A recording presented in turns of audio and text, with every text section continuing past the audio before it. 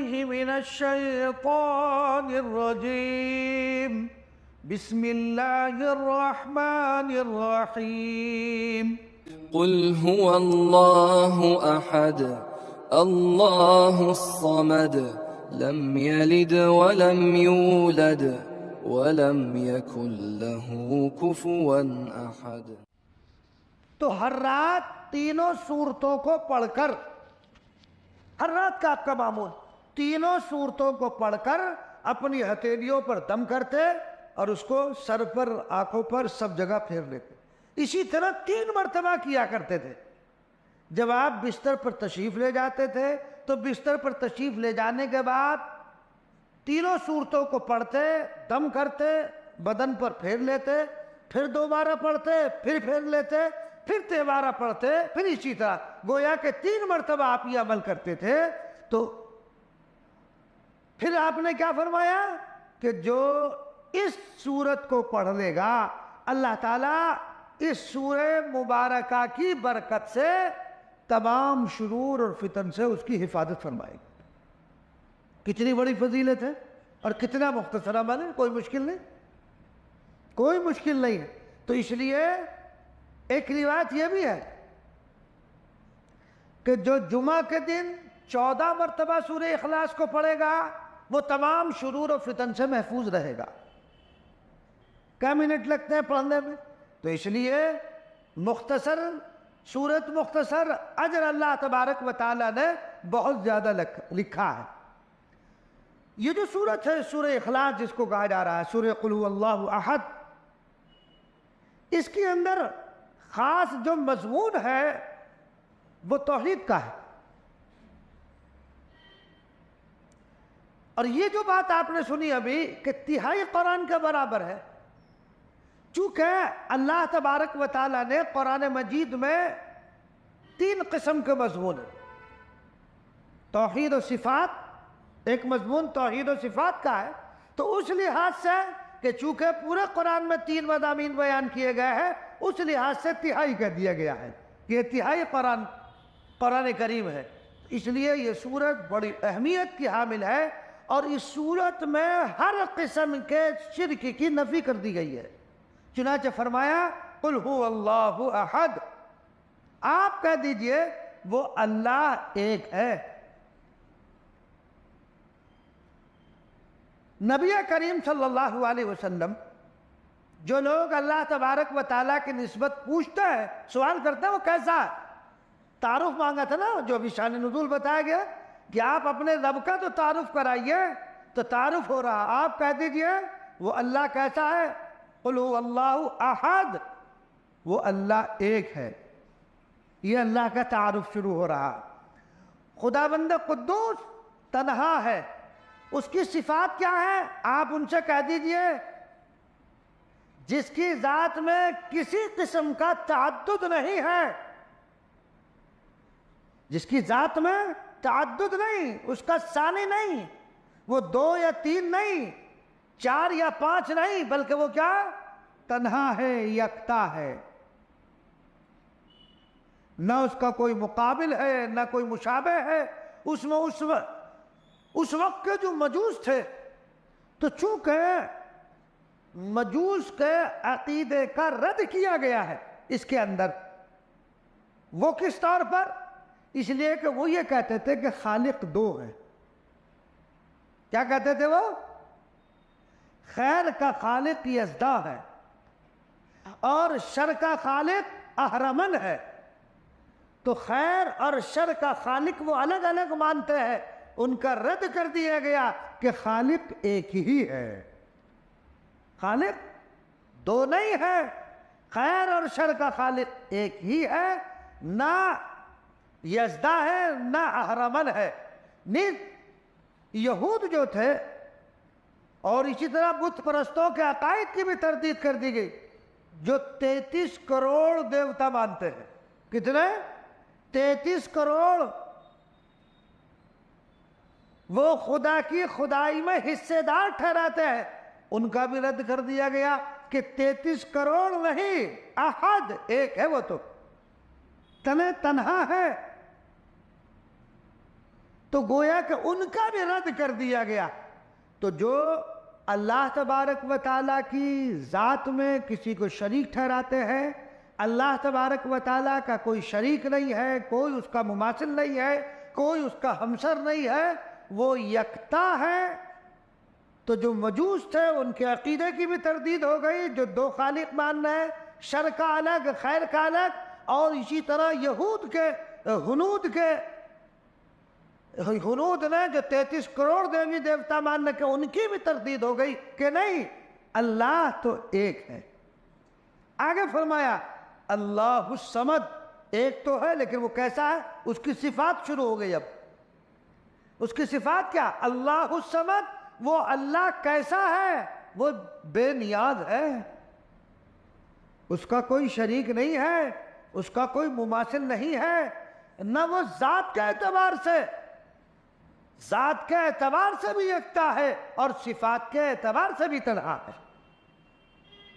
چنانچہ الصمد بے نیاز، لفظ صمد کی تفسیر میں مفسرین نے تقریباً 19 قول نقل کیا۔ اس کے معنی کیا ہے، اس کی مراد کیا ہے؟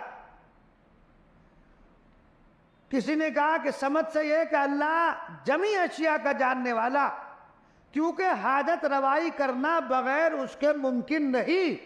بھئی ظاہر بات ہے، حاجت مشکل کشا تو اللہ ہی کی ذات ہے، کوئی اور تمہاری مشکلات کو حل کرنے والا نہیں ہے۔ بعض نے اس کے معنی بتایا جو سب سے اعلیٰ سردار ہو۔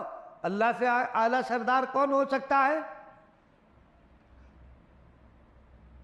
بعض نے یہ بھی کہا کہ صمد جو چاہے کرے، اللہ جو چاہتا ہے وہ کرتا ہے۔ نہ عیسیٰ کر سکتے ہیں، نہ یسوع کر سکتے ہیں، نہ کوئی اور میں کسی میں یہ طاقت ہے کہ وہ جو چاہے کرے۔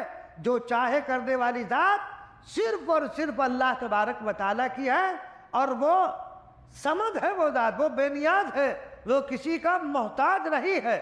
ہم اور آپ اس کے محتاج ہیں، وہ ہمارا محتاج نہیں ہے، اس کی ذات تو بے نیاز ہے۔ تو بہرحال وہ ذات کے اعتبار سے بھی یکتا ہے اور صفات کے اعتبار سے بھی یکتا ہے۔ یہ دیکھو، یاد رکھو، یہ بات میں نے بہت مرتبہ بتائی، عقائد کا جو مسئلہ ہے وہ بڑا اہم ہے۔ اعمال میں بگاڑ ہوگا مغفرت ہو جائے گی، عقائد میں بگاڑ ہوگا تو نہیں۔ اس لیے اپنے عقیدے کو صحیح رکھنا بہت ضروری ہے۔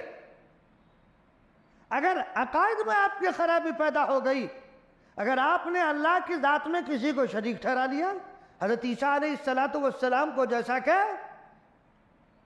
یہود کرتے ہیں کہ وہ عیسیٰ علیہ السلام کو کہیں خدا مانتے ہیں، کہیں اللہ کی الوہیت میں ان کو شریک ٹھہرا رہے ہیں، تو دیکھو، تو یہ تو عقیدہ توحید کے خلاف بات ہے، تو لہذا آدمی بخشا نہ جائے گا۔ پھر تو عقائد میں پختگی ضروری ہے۔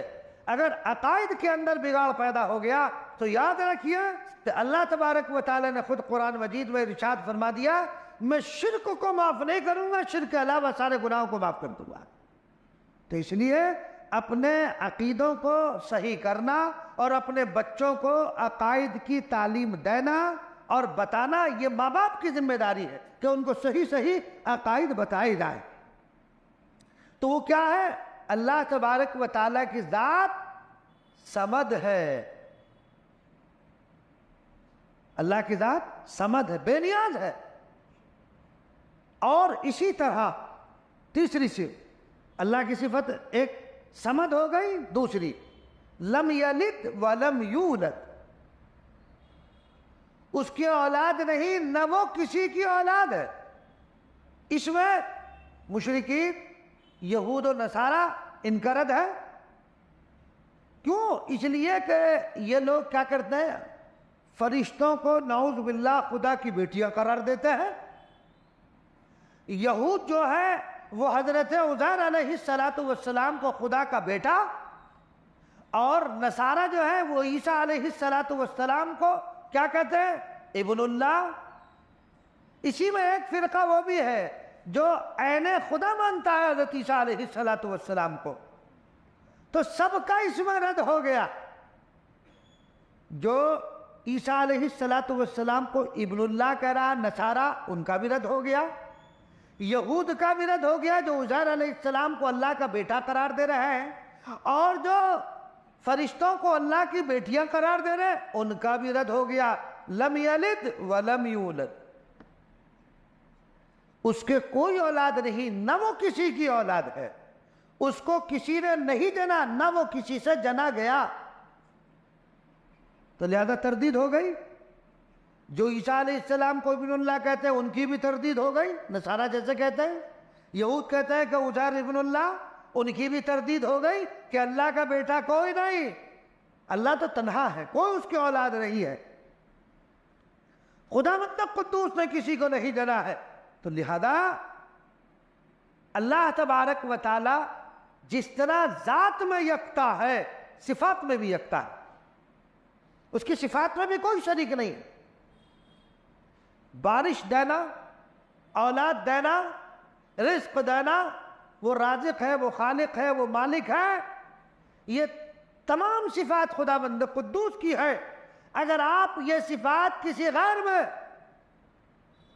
غیر میں مانو گے، آپ یہ کہنے لگو کہ اولاد تو ہمیں صابر کلیری دیتے ہیں، تو یہ شرک ہو جائے گا۔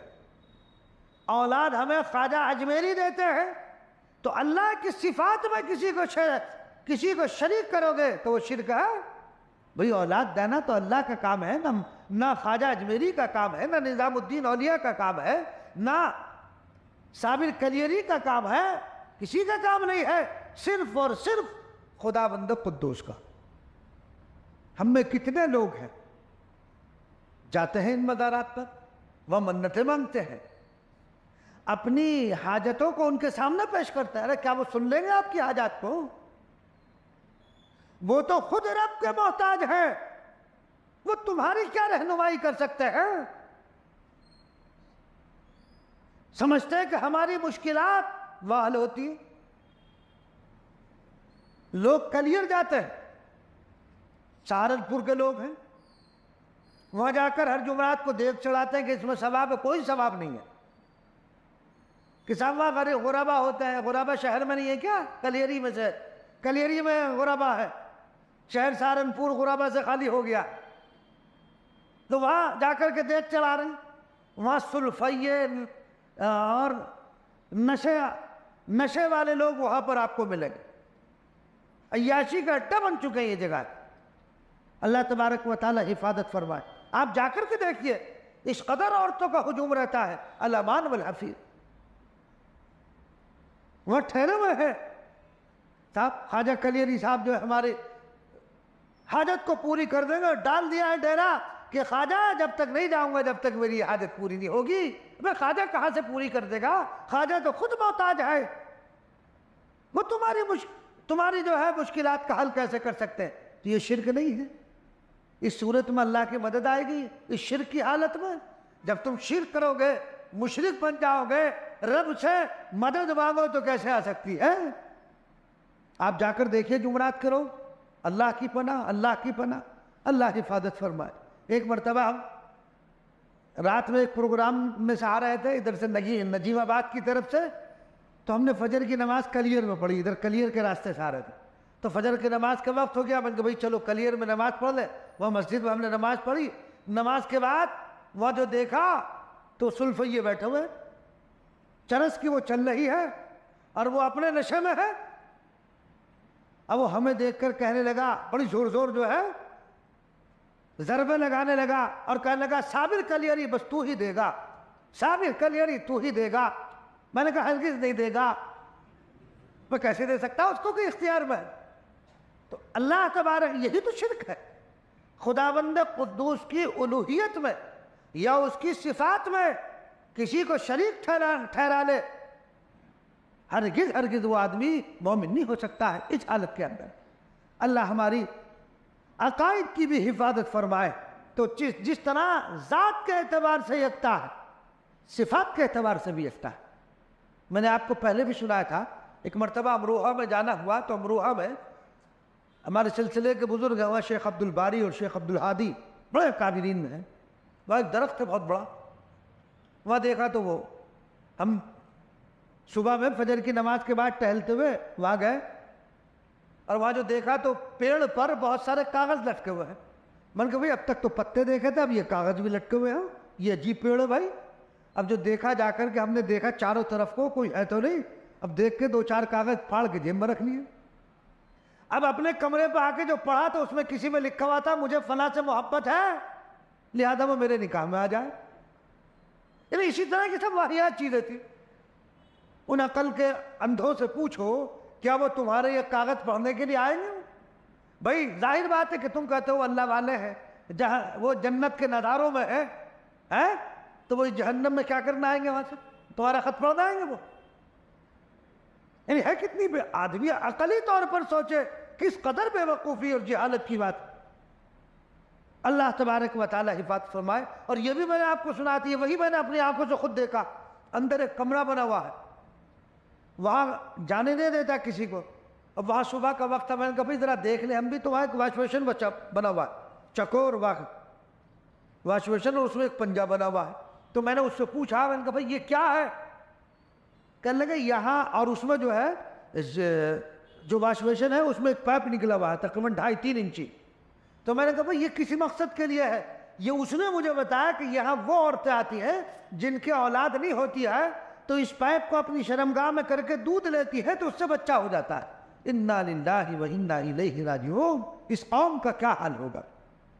پھر تو جو پٹائی ہو رہی وہ کم ہے, پھر تو کم ہے. کیسے شرکیات میں مبتلا ہے. یہ مجھے اسی نے بتایا, وہاں جو بیٹھا ہوا تھا نگرانی پر, اس نے بتایا کہ یہ اس مقصد کے لیے. اللہ ہماری حفاظت فرما. تو اللہ تبارک و تعالیٰ کی ذات یکتا ہے, ذات کے اعتبار سے بھی صفات کے اعتبار سے بھی اس کی صفات میں کوئی شریک نہیں ہے. تو لم یلد ولم یولد میں یہود اور نصارہ اور اسی طریقے سے مشرکین سب کی نفی کر دی گئی کہ اللہ تبارک و تعالیٰ کے کوئی اولاد نہیں اور اللہ کا کوئی لڑکا نہیں ہے. نہ اللہ کسی کی اولاد ہے نہ اللہ کے کوئی اولاد ہے. اور آگے ارشاد فرمایا وَلَمْ يَكُنْ لَهُ كُفُوًا أَحَدٌ, اور نہ کوئی اس کے برابر کا ہے, کوئی اس کے مثل نہیں ہے. نہ ذات میں, نہ وجود میں, نہ صفات میں, نہ اس کے علم اور قدرت میں, کسی بھی چیز میں اس کا مماثل اور مشابہ نہیں ہے. وہ ہر اعتبار سے یکتا اور تنہا.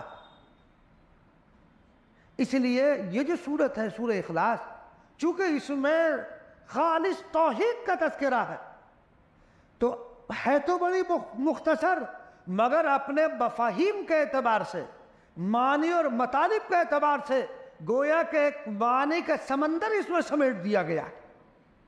آپ عربی کی تفاسیر کا مطالعہ کریں گے تو آپ کو اندازہ ہوگا کہ مفسرین نے صفات کے صفات لکھ ڈالے ہیں اس سورت کی تفسیر میں. اس لیے کہ مضمون ہی ایسا ہے جس میں اللہ تبارک و تعالیٰ کی وحدانیت کا تذکرہ ہے, اللہ تبارک و تعالیٰ کی صفات کا تذکرہ ہے. تو مشرکین نے کیا سوال کیا تھا کہ آپ اپنے رب کا تعارف تو کرائیے. تو رسول اللہ صلی اللہ علیہ وسلم پر یہ سورت نازل فرما کر اللہ تبارک و تعالیٰ کا تعارف کرایا. خداوند قدوس کا تعارف نبی کریم صلی اللہ علیہ وسلم نے کہ اللہ ایک ہے, وہ بے نیاز ہے, اس کے کوئی اولاد نہیں, وہ کسی کی اولاد نہیں اور اس کے برابر کوئی نہیں. یہ میرے رب کا جو ہے تعارف ہے. اگر تمہارا رب کوئی ایسا ہے تو لاؤ. ظاہر بات ہے یہ صفات کسی کے اندر نہیں ہے, صرف اور صرف ہے تو وہ رب العالمین کے سامنے. اگر جیسا کہ نصارہ کہتے ہیں عیسیٰ علیہ السلام کو ابن اللہ, اللہ کے بیٹے ہیں, تو ان کے پاس کیا دلیل ہے اللہ کے بیٹے ہونے کی؟ یہود کہتے ہیں کہ یہ اللہ کے بیٹے ہیں, تو ان کے پاس کیا دلیل ہے بیٹا ہونے کی؟ کوئی دلیل ہو تو لائیں. دلیل کیا ہے؟ دلیل یہ ہے کہ وہ بغیر حضرت عیسیٰ علیہ السلام بغیر باپ کے پیدا ہوئے, یہ دلیل کہتے ہیں. ارے بھائی بغیر باپ کے پیدا ہوئے, ماں سے تو ہوئے, تو جو اپنی پیدائش میں ماں کا محتاج ہو وہ خدا کیسے ہو سکتا ہے؟ رب اس کو کسی نے پیدا نہیں کیا، نہ اس کے کوئی ماں ہے، نہ کوئی باپ ہے، نہ اولاد ہے. تو جو اپنے پیدائش میں ماں کا محتاج ہو، عزیر علیہ السلام بھی پیدا ہوئے نا ماں سے، تو اپنے پیدا ہونے میں اپنی ماں کا محتاج ہے. تو جہاں احتیاج آ گئی وہ خدا نہیں ہو سکتا. اللہ کی ذات تو بے نیاز و محتاج ہے ہی نہیں، وہ کسی بھی چیز کا محتاج نہیں ہے. جس رب نے تمہیں پیدا کیا ان پر بھی رد ہے کہ دیکھو، جس رب نے تمہیں پہلی مرتبہ میں پیدا کیا وہ دوبارہ بھی تمہیں زندہ کرے گا، دوبارہ پھر پیدا کرے گا، تمہاری تخلیق دوبارہ پھر ہوگی. تو وہ رب ہے تبھی تو کر سکتا ہے، خالق ہے تبھی تو کر سکتا ہے. تم ذرا سا کو بھائی دنیا میں بڑے سے بڑے فلسفر، بڑے سے بڑے جو ہے سائنسداں مر گئے، روح ان کی نکال لی گئی. ٹیکنالوجی کے اعتبار سے آج کہتے ہیں کہ دنیا بڑے آگے ہے نا، لوگ چاند پر پہنچ رہے. ہمارے ہندوستان کا بھی ایک آدھ چاند پر پہنچنے کے لیے گیا ہوا ہے، یہ کوششیں ہو رہی ہے، پہنچ بھی گئے ہے نا. ٹیکنالوجی کے اعتبار سے بڑے آگے، لیکن آج تک کوئی کسی کو زندہ کر پایا ہے؟ جو روح رب العالمین نے نکال دی تو تم ڈال کے دکھا دو. بھئی اس دنیا میں تم کہتے ہو کہ ہم سب کچھ کر سکتے ہیں، ہمارے پاس ایسی ٹیکنالوجی ہے تو زندہ کر کے دکھا دو. رب نے اس کو مار دیا، تم ذرا زندہ کر کے دکھا دو. نہیں زندہ کر سکتے، کوئی طاقت نہیں ہے، کسی کے اندر کوئی ہمت نہیں ہے کہ وہ کیا کرے، زندہ کر دے. بڑے بڑے پیسے والے، بڑے بڑے محلات اور مکانات والے، بڑے بڑے شعبوں کے مالک، گاؤں اور پورے ملکوں کے مالک، لیکن موت سے کوئی نہیں بچا سکا ہے. مر گیا تو اس روح کو کوئی اس کے جسم میں آج تک واپس نہیں کر سکا ہے، نہ کر سکے گا. کیوں؟ کہ جو سائنسداں ہے وہ خود مر گئے. بھئی جنہوں نے ان چیزوں کو ایجاد کیا وہ خود مر گئے. اور یہ بھی ایک عجیب بات، یہ جو بڑے بڑے حکامہ ہیں نا، آپ دیکھیں تاریخ، بڑے بڑے جو حکامہ، جو جس چیز کا ماہر تھا اسی میں اس کا انتقال ہوا. آپ تاریخ پڑھ ڈالیے. تو بہرحال اللہ رب العزت جو ہے وہ تنہا ہے، تو اس کی ذات اور صفات میں کوئی شریک نہیں، اس لیے اس کی خدائی میں مداخلت کی کوشش نہ کرے کوئی. میں نے آپ کو بارہا سنایا کہ جاپان نے، اور ابھی کل بھی اخبار میں تھا کہ چائنا کچھ ایسا موبائل تیار کر رہا ہے جو آپ کو 24 گھنٹے پہلے بتا دے گا کہ سیلاب آنے والا ہے. یہ پرسوں کے اخبار میں تھا کہ ایسا موبائل ابھی ایجاد ہو گیا ہے، ابھی لانچ نہیں ہوا، آنے والا ہی کچھ دنوں میں، جو آپ کو بتا دے گا کہ 24 گھنٹے پہلے کہ سیلاب آنے والا ہے، لہذا خبردار ہو جاؤ اور اس جگہ کو چھوڑ دو، ہے نا. جاپان نے بھی کیا تھا. جاپان میں سونامی آئی، میں نے بتایا تھا آپ کو کہ انہوں نے ایسی ٹیکنالوجی ایجاد کی، ایسے آلات ایجاد کیے، اور ایجاد کرنے کے بعد وہ آلات انہوں نے سمندر پر نصب کیے تھے. یعنی وہ ان کو اطلاع دے دیں گے کہ جب اس کے اندر سیلاب میں سمندر میں طغیانی آئے گی، سیلاب کی شکل آئے گی، تو یہ بتا دے گا اتنے وقت پہلے کہ سیلاب آنے والا ہے. تو ظاہر بات ہے کہ وہ بڑے مطمئن ہو گئے کہ اب تو ہم نے ایسے آلات فٹ کر دیے، یہ ہمیں بتا دیں گے. رات کو سیلاب آیا، وہ جو انہوں نے آلات نصب کر رکھے تھے وہ بھی سارے ختم، وہ سیلاب اس کو بھی بہا کر لے گیا، اور پورے جو ہے ہزار لوگ اس کے اندر بہ گئے اور مر گئے. تو اللہ کی خدائی میں مداخلت، یہ آلات بتا دیں گے. اللہ اگر چاہے گا تو بتائیں گے، ورنہ نہیں بتا سکتے. تو 24 گھنٹے پہلے آپ نے دیکھا ہوگا موبائل پر آج کل موسمیات والے جو ہے بتا دیں گے صاحب آج بارش ہوگی، آج اتنی بارش ہوگی، آج فلاں وقت بھئی یہ سب اندازہ ہے، تخمین ہے، کوئی یقینی چیز تھوڑی ہے کہ جو انہوں نے کہہ دیا بالکل لکیر پتھر کی بارش ہو کر کے رہے گی. آپ پرسوں کا میپ اٹھا کر کے دیکھیے، کوئی بارش نہیں دکھا رہا وہاں، لیکن کل پرسوں سے بارش ہو رہی. تو بہرحال یہ تو اللہ تبارک و تعالیٰ کی ربوبیت میں، اس کی خلاقیت میں مداخلت ہے ایک طرح کی. تو وہ کیسے ہو سکتا ہے تو اللہ تبارک و تعالیٰ کبھی کبھی انسانوں کو دکھلا بھی دیتے ہیں کہ جو ہماری قدرت میں مداخلت کرے گا، دیکھو تمہاری اس ٹیکنالوجی کا حال یہ ہے، یہ پڑا ہوا پکڑو، سمندر آیا سب کو بہا کے لے گیا، وہ آلات کہاں گئے؟ وہ سب ختم ہو گئے، آلات سب فیل ہو گئے۔ یہ جہاز جو اڑتا ہے نا، جہاز ہزاروں مسافرین سفر کرتے ہیں، یہ بھی اللہ کے حکم سے ہی چل رہا۔ خدا بند قدوس جب چاہے، اگر گرانا اس کو چاہے تو سیکنڈ لے لیتا رب العالمین کے لیے۔ تو لیکن انسان یہ سمجھ رہا ہے کہ یہ میری ٹیکنالوجی کا کمال ہے، میری عقل کا کمال ہے۔ تمہاری عقل کا کمال نہیں، یہ کمال رب العالمین کا۔ تو اس لیے بہرحال تو اللہ تبارک و تعالیٰ کی ذات بھی یکتا ہے، صفات بھی یکتا ہے، ذات میں بھی کوئی شریک نہیں ہے اور صفات میں بھی کوئی شریک نہیں ہے۔ ہر اعتبار سے خدا بند قدوس یکتا اور تنہا ہے۔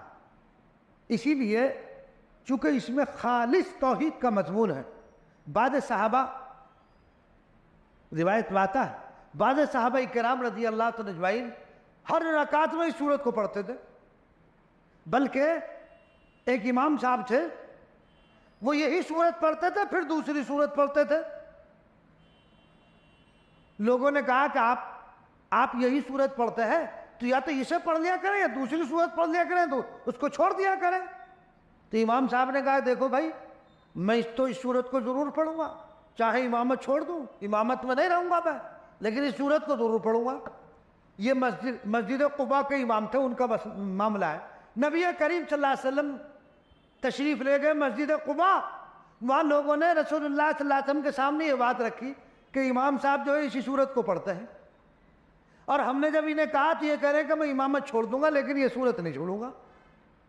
نبی کریم صلی اللہ علیہ وسلم نے ان سے فرمایا تو انہوں نے عرض کیا رسول اللہ اصل بات یہ ہے کہ مجھے اس سورت سے بڑی محبت ہے، چونکہ اس میں توحید کا مضمون ہے۔ تو نبی کریم صلی اللہ علیہ وسلم نے منع نہیں فرمایا، یہ نہیں فرمایا کہ تم مت پڑھا کرو، بلکہ حضور نے الٹی بشارت دی ان کو، فرمایا کہ یہ محبت تمہیں جنت میں لے جائے گی، سورہ اخلاص سے محبت یہ تمہیں جنت میں لے جائے گی۔ تو بڑی عجیب و غریب صورت ہے، آپ اس کے لفظوں میں غور کریں گے تو ہر لفظ میں ایک نئی بات، ایک نیا مضمون نکل کر آئے گا، عجیب فصاحت اور بلاغت اس کے اندر۔ بہرحال جو عام فہم باتیں تھی وہ آپ حضرات کے سامنے عرض کر دی گئی ہے۔ اللہ تبارک و تعالی ہم سب کو عمل کی توفیق عنایت فرما اور عقیدہ توحید کو خدا بند قدوس ہمارے دل و دماغ میں مضبوطی کے ساتھ راسخ کر دے، مضبوطی کے ساتھ۔ اور اس کے فضائل میں ہم نے جو بات بتائی ہے، سوتے وقت آپ صلی اللہ علیہ وسلم کا جو معمول تھا اور اسی طرح رات کے وقت پڑھنے کا، تو اس کو ہر آدمی اس کا معمول بنا لے کہ روزانہ اس کو پڑھا کرے، تھوڑا سا وقت لگتا ہے۔ اور ایک چیز اور بتا دو، اگر کسی شخص پر سحر کا اثر ہو، جادو کا، کسی پر جادو کا اثر ہو، وہ آدمی ہر نماز کے بعد 3 مرتبہ ان صورتوں کو 3 مرتبہ، یعنی ہر ایک صورت کو، سورہ اخلاص، سورہ فلق، سورہ ناس، ایک صورت کو 3 مرتبہ پڑھے تو 9 مرتبہ ہو گئی۔ تو ہر نماز کے بعد اگر 9 مرتبہ پڑھے گا، اگر اس پر جادو ہوگا ختم ہو جائے گا، اور اگر اس کے پڑھنے کا معمول ہوگا، کوئی جادو کرنا چاہے گا تو نہیں ہو پائے گا۔ تو اس لیے ہر آدمی ہر نماز کے بعد جب سنن وغیرہ سے فارغ ہو کر اس کو پڑھ لیا کرے، حتیٰ کہ جنات سے بھی حفاظت کرتا۔ تو اس لیے آدمی کو ہر انسان کو چاہیے کہ ان صورتوں کو نماز کے بعد، یعنی تمام سنن وغیرہ سے فارغ ہو کر اس کو پڑھ کر اپنے اوپر دم کر لیا کرے، تاکہ سحر سے، جادو سے محفوظ رہے، اور اگر اس پر جادو ہے تو جادو ختم ہو جائے گا۔ اللہ تعالیٰ مجھے بھی آپ کو دے۔ آخری آیت رہے وَلَمْ يَكُنْ لَهُ كُفُوًا أَحَدٌ، یہ تو ہو گئی نا،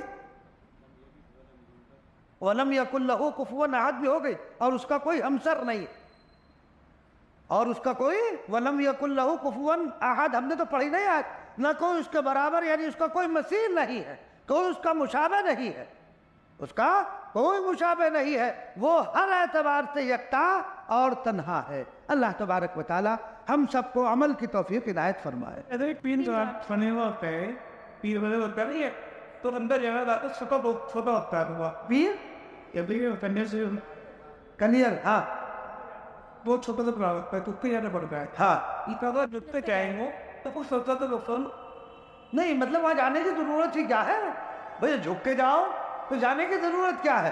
جتنے جاؤ تو صرف تو ہوگا۔ ہاں بالکل، وہ تو بنایا ہی اسی مقصد سے گیا ہے تاکہ آدمی جھکتا ہوا جائے ان کے سامنے۔ ہاں تو اس لیے جانا نہیں، وہاں جانے کی ضرورت کیا؟ اگر فاتحہ پڑھنی ہے، گزر رہے آپ راستے سے، تو باہر کھڑے ہو کر کے بھئی باہر کھڑے ہو کر کے ثواب پہنچا دو۔ وہ کہ اندر ہی جانا ضروری ہے کہ ثواب پہنچانے کے لیے جب تک اندر نہیں جائے گا ثواب نہیں پہنچے گا، یہ تو کوئی ضروری نہیں ہے۔ میں جھک کے تو گیا نہیں سیدھا ہو جا کر گیا تو وہاں جو دربار نہیں تو تمہاری ضرورت نہیں آتی، تم بات جاؤ۔ ہاں اللہم صلی علی سیدنا و نبینا و مولانا محمد عبدہ و رسولہ ربنا ظلمنا انفسنا وان لم تغفر لنا وترحمنا لنکونن من الخاسرین لا الہ الا انت سبحانک انی کنت من الظالمین واعف عنا واغفر لنا وارحمنا انت مولانا فانصرنا علی القوم الکافرین۔ اے اللہ ہمارے گناہوں کو معاف فرما، ہماری خطاؤں کو درگزر فرما، ہم سب پر رحم اور کرم اور عافیت کا معاملہ فرما، آنے والے برے حالات سے ہماری حفاظت فرما، ہر قسم کے شرور سے، آفات سے، بلیات سے حفاظت فرما، اپنی رضا اور محبت عطا فرما، ہر قسم کی خیر سے مالا مال فرما اور ہر قسم کے شر سے ہم سب کی حفاظت فرما، اور ان دعاؤں کو محض اپنے فضل و کرم سے اے اللہ قبول فرما۔ وصلی اللہ تعالی علی خیر خلق محمد وعلی آلہ اصحابہ اجمعین برحمتک یا ارحم الراحمین۔